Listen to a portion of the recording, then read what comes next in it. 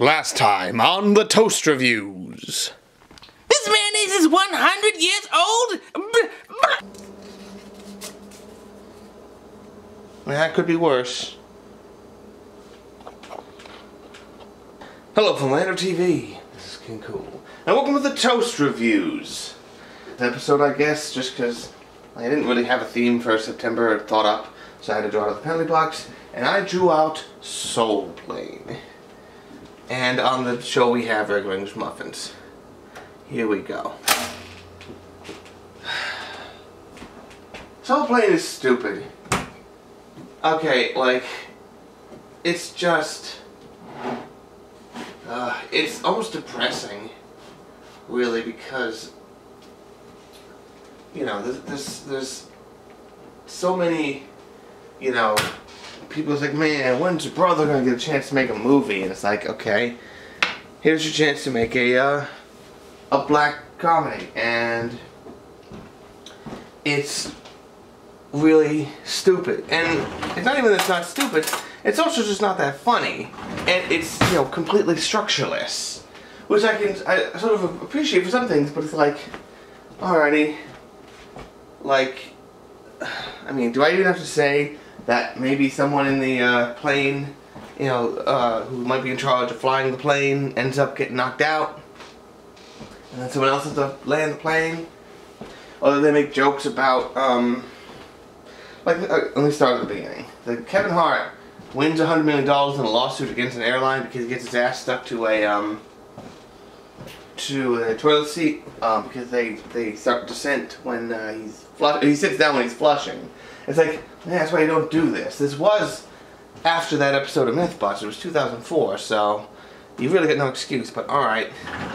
And so he opens up NWA, which is kind of funny, the name for an airline, if you get that joke. And I'm like, why do we need an explanation to why the black airline exists? It's just so we can have another extravagantly rich African-American character. And did you ever see Lottery Ticket? I saw that in 2010, and at least that one was dealing with the notion of, like, how that would actually impact things. It was pretty lightweight, all things considered, but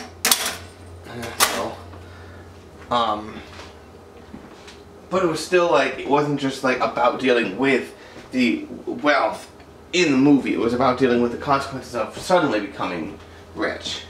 Wealthy, really.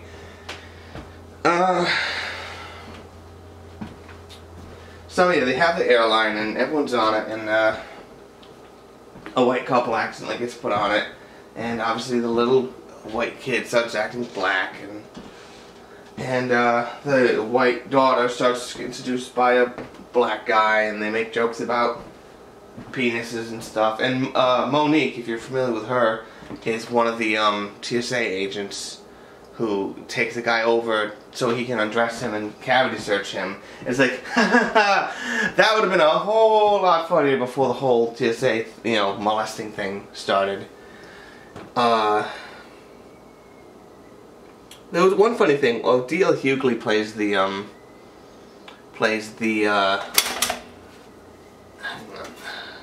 yeah, it's pretty good. He plays the bathroom attendant, and when it gets when Tom Arnold comes in,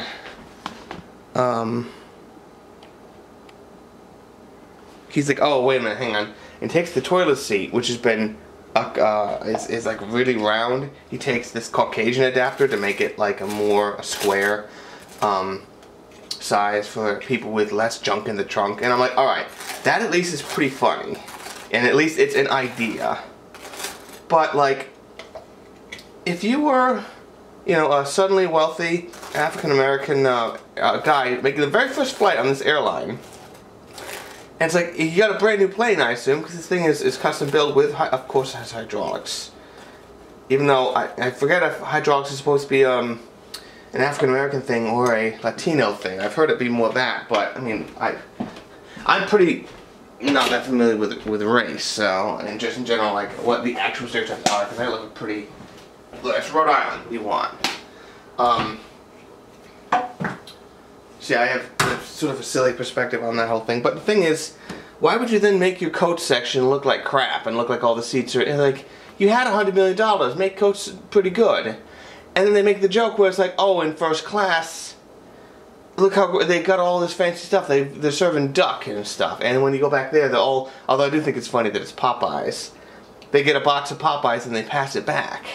It's like, look, I get there's a joke that it's Popeyes, but on the other hand, it's like, yeah, you know this joke about the great disparity between first class and a coach? I think they might have done that once or twice before, and it might have been called Seinfeld, and it was 1996 or something. You know what I just watched after this? Because I actually saw another movie that day that was also pretty bad. I watched Tinkerbell and the Great Fairy Rescue. It was one of them animated Tinkerbell movies. That movie actually, at the end of the day, is pretty good. I'd rather be talking about that.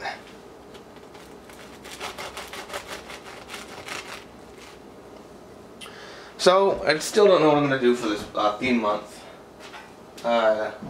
You know, we're getting pretty late into September now, I guess.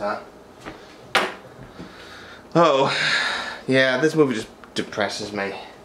And I'm glad, you know, these guys get to make it. I'm glad Kevin Hart, this apparently started Kevin Hart's touring career and stuff. I'm glad he's turned this into something, but otherwise, this movie is just pointless and dumb. I don't know. Oh, Terry Crews is in it, and he's playing the part that Terry Crews also played White Chicks. But I like Terry Crews a lot, so anything that, you know, keeps him in the bread, don't care. It can be as dumb as it wants, I don't even care. Like, I actually don't think this is as funny as White Chicks. There, I'll put it that way. This movie isn't as funny as White Chicks. It doesn't have as much, like, stakes or, you know, it doesn't have anything. Nothing happens in this movie. It's just bounding from unfunny joke to unfunny joke. I don't know. I don't get this. What are we gonna do next week? I don't know. Thank you all for watching. This is King Cool. Drive home safe.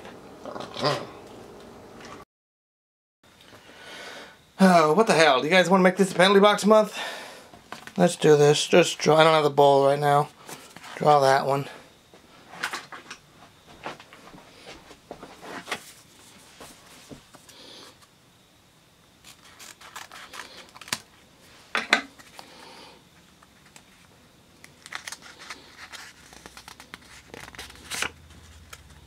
Oh, this one was a long time coming, wasn't it?